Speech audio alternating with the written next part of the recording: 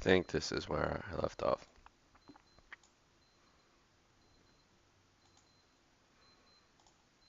Hello, welcome. Episode 89 of the Henry George Daily Devotional. I believe this is where I left off.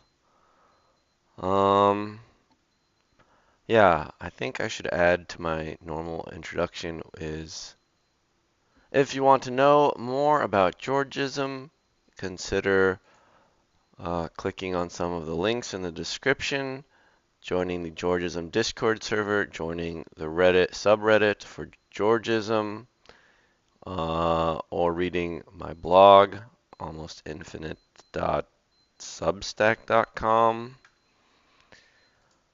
There's also, especially if you go to almostinfinite.substack.com, about. See, maybe I make this too hard. You have to go to about, and then you can go to writings, quotes, videos on Georgism, and then there's a lot of resources that I have collected. Not, not a ton. I tried to pick my favorites. But anyway, let's get to the progress in the poverty. We are in the endorsements and objections, chapter 4 of book 8. An objection, I think I read this last time, but I'm going to reread it because it starts off this section. An objection of a different kind may, however, be made. It may be said that where political power is diffused, it is highly desirable that taxation should fall not on one class, such as landowners, but on all, in order that all who exercise political power may feel a proper interest in economical government. Taxation and representation, it will be said, cannot safely be divorced. Yeah, it would be funny for people to, I guess this was like, they shouldn't get representation if they're not being taxed. It's no taxation, no representation, not taxation without representation being the problem. But however desirable it may be to combine with political power the consciousness of public burdens, the present system certainly does not secure it. Indirect taxes are largely raised from those who pay little or nothing consciously. In the United States, the class is rapidly growing who not only feel no interest in taxation, but who have no concern in good government. In our large cities, elections are in great measure determined not by considerations of public interest, but by such influences as determined elections in Rome, when the masses had ceased to care for anything but bread and the circus. The effect of substituting for the manifold taxes now imposed a single tax on the value of land would hardly lessen the number of conscious taxpayers, for the division would hardly lessen the number of conscious taxpayers. For the division now held on speculation would much increase the number of landholders, but it would so equalize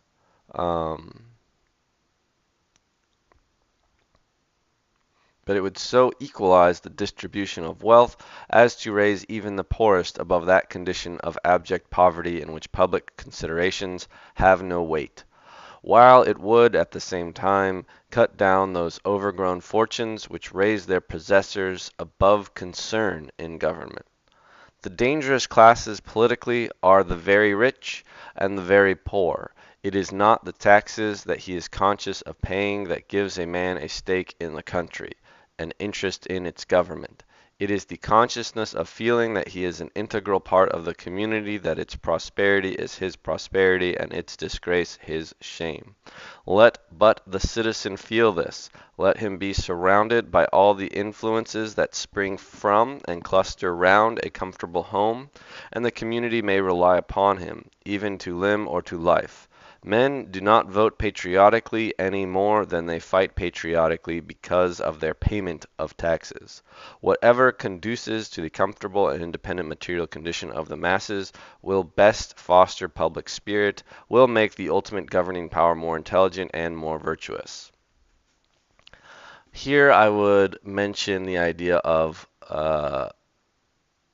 it is the rational ignorance in our modern voting world, where when like I don't know what's the population of California, the state in which I live. 39 millions. If my vote is one of 39 million, or well, there's a lot of people under the age of 18, I suppose. And a lot of people don't vote. How many people actually?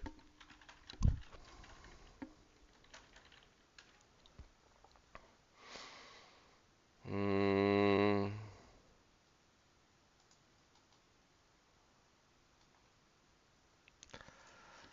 California election turnout.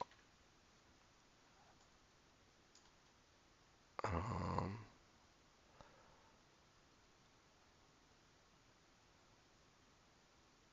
General election. Is there a total? State total.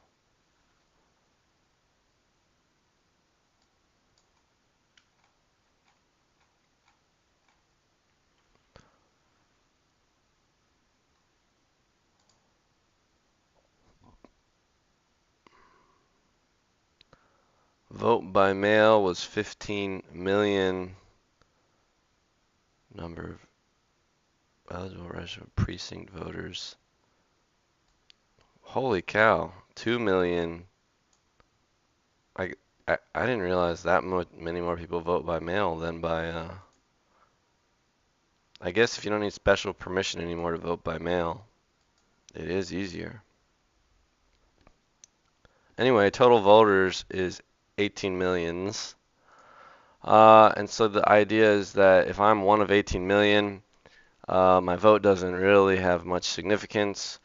So maybe I'll pay attention for a simple single choice like a president, but I won't really pay much attention to learning about all the different propositions or all of the state roles, um, and all of the I don't know, other details. It is, in a sense, more rational for my own economic interests to spend that time working, or just doing other things that bring me utility, I suppose. So the idea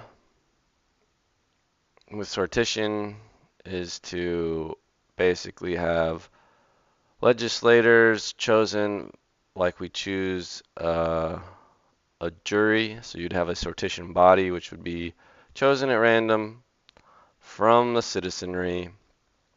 This would undermine uh, the all of the forces that lead us towards two political parties. It would also uh, remove the whole election cycle and well, like not the cycle, there would still be that, but it would remove the campaign industry and it would really undermine the ability of lobbyists to lobby for um, legislation over the long term because people won't be able to guarantee that they will remain in office because you get randomly chosen, you serve, and then there's no, you're not in any way particularly likely to get chosen again. I wonder if some sortionists might not even, allow you to get chosen again. Just like, if you serve jury duty, you don't do it again. However, with sortition bodies, usually you would say that it is a purely optional role once you're chosen, and that you ought to be compensated significantly above like the mean or median wage in society. So I don't know what people say that would be, because that is very dependent on, you know, what city you live in or something like that. Anyway, I'm not so sure I agree here with George about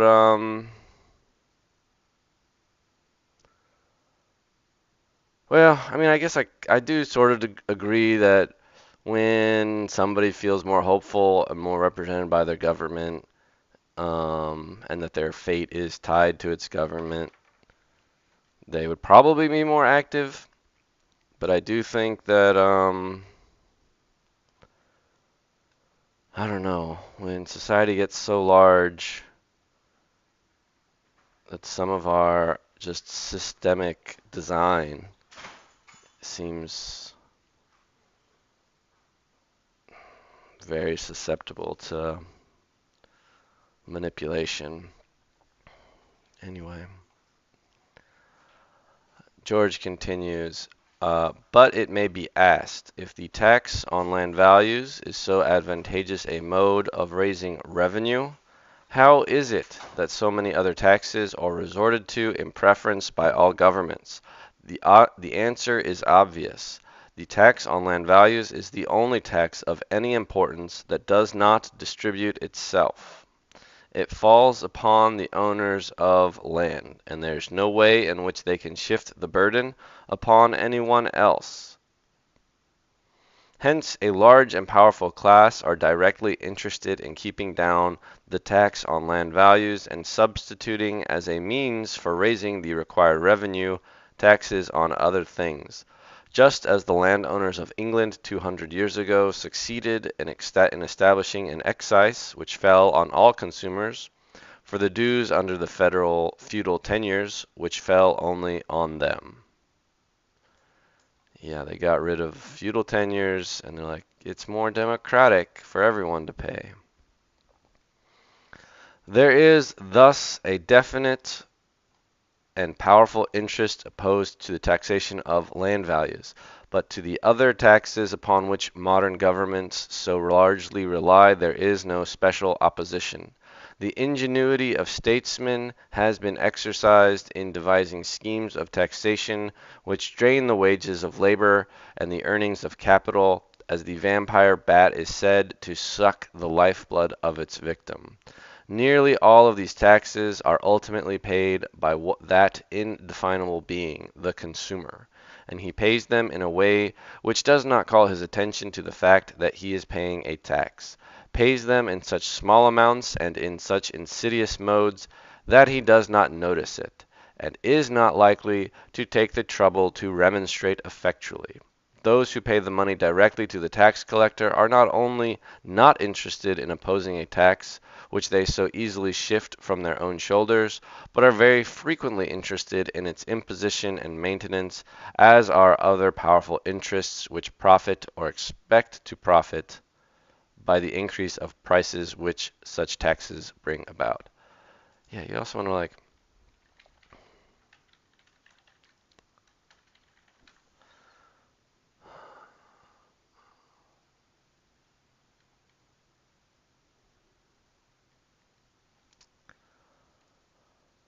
I don't know. It's just like so funny when you hear about a lot of super wealthy people having just like, oh, they don't really get it. They don't get an income, so they dodge an income tax. And then their capital gains, they're able to like, defer capital gains taxes. So I was curious about that, but anyway. George continues.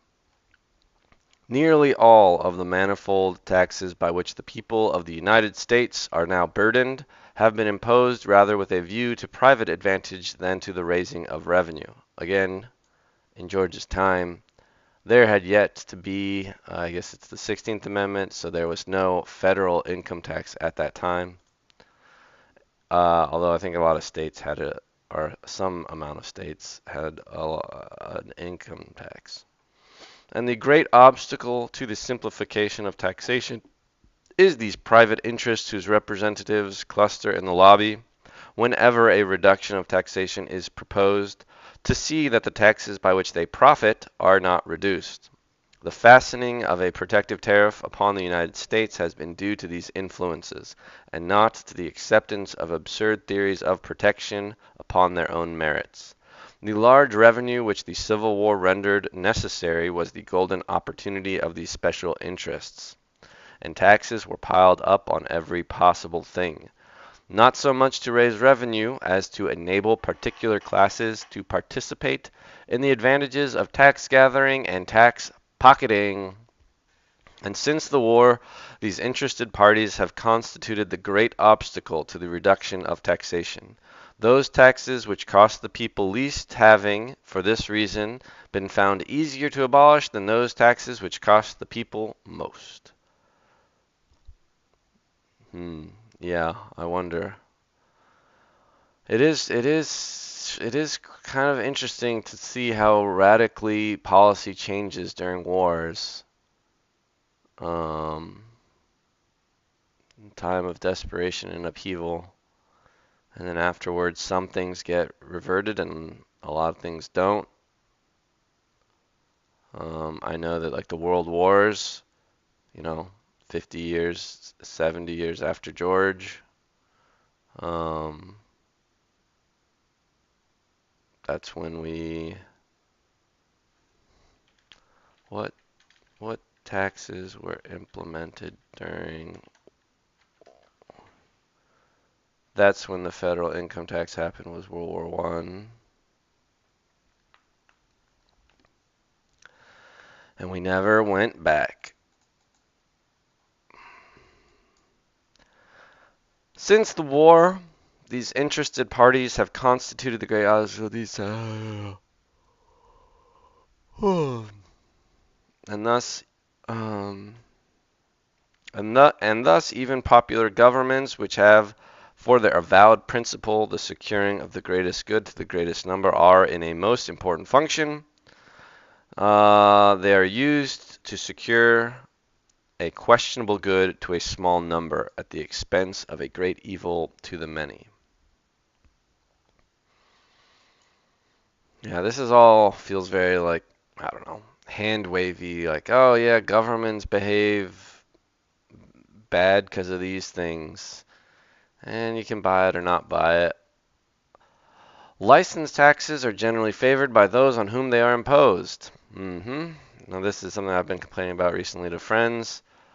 Uh, that the American Medical Association and American Bar Association, in my version of U.S. history, it was like a bunch of smart, you know, men without a lot of land uh, were like, hey, if we create like these institutions that force lawyers or doctors have to be licensed, this way we can ensure instead of a sort of landed gentry, we can do kind of like an IQ gentry. Um, so we can limit, like we don't really care that if society needs 10,000 doctors, we don't really care if they need 10,000 or 20,000. We're going to cap it on 5,000 doctors, and so we'll all be in huge demand, and we'll only let the best of the best become doctors. So then it will be like unquestioned that any doctor is like super smart or something. And they do the same trick with lawyers. And so those professions end up having uh, high competition, artificially reduced membership, and artificially increased cost. And then you're also introducing all this sort of bureaucratic administration overhead. And I don't know if George exactly has a systematic way of preventing that. He does complain about special interests in here licensing. I don't know how you prevent governments from being like, yeah, we should make a regulation or a license for that. I don't know. Same sort of issues around the food and drug world. But it is weird. Some of the health blogs I read, they're always praising, like they're like the FDA allows these 20,000 substances and the EU doesn't. The EU gets it all right. So I sometimes feel like, oh, maybe I should study the EU's like equivalent of the FDA because I don't know much about it. Anyway, George says license taxes are generally favored by those on whom they are imposed, as they tend to keep others from entering the business. Yeah, this is a simpler form than a IQ tax or limitation. You just make people pay a bunch of money to get certified, then that means only the people with a bunch of money can conduct business. Uh, yeah, and what do we see right now in LA everywhere? Are all the little illegal taco stands because it costs way too much money to open a business or to open a restaurant and get all the approved food handling and alcohol distributor licenses and all that. And those who do then need to raise their own costs if they want to stay in business. I mean, their costs are increased, and it's going to make their profit margins a lot thinner, which makes it harder to survive as a business. Imposts upon manufacturers are frequently grateful to large manufacturers for similar reasons. Yeah, imposts upon manufacturers are. I don't understand. I would say large manufacturers are frequently grateful for imposts upon manufacturers. I'm confused. I thought an impost is like a tax. Yeah. I don't know why a tax would be grateful to large manufacturers for similar reasons. I don't know. The syntax of this sentence. Syntax is the only tax I like. Let's put that on a shirt. As was seen in the opposition of the distillers, well, there's sin tax, there are sin taxes, and the land value tax. Sin tax and the land value tax. Um, as was seen in the opposition of the distillers to the reduction of the whiskey tax. Duties on imports not only tend to give certain producers special advantages, but accrue to the benefit of importers or dealers who have large stocks on hand. And so, in the case of all such taxes, there are particular interests capable of ready organization and concerted action which favor the imposition of the tax, while in the case of a tax upon the value of land, there is a solid and sensitive interest steadily and bitterly to oppose it. But if once the truth of which I am trying to make clear is understood by the masses, it is easy to see how a union of political forces strong enough to carry it into practice becomes possible. That's the one little hopeful sentence there, because man, it's so hard to be like, there's this manipulation that can be done in the art of taxation and licensing that will favor the wealthy and powerful. So if there are wealthy and powerful, they will want to do this and it will help the wealthy and powerful. But you've already so how do you fight against that? Like you've already sort of, the initial conditions were that they had power and wealth. How do you stop power and wealth?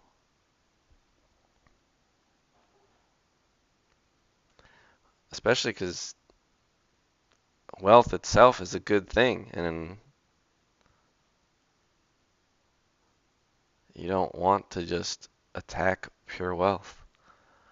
How do we bring justice? My only general optimism around the whole thing is that I don't know where I read it, but somewhere I read it like that this basic idea of like the sanctity of any human life sort of crept into the consciousness of all the humans across the earth, and it took a while, but once that simple idea that, all men are equal, um, it eventually worked out that, oh, that means skin color doesn't matter. Oh, that means being male or female doesn't matter. And then maybe we get that one little core idea planted that every human born on earth deserves their share of the earth. And maybe that will eventually work its way across all of society, where then the masses really unify behind that. Anyway, so concludes today's daily devotional. Hasta lasagna, don't get any on ya. And I am ending my stream.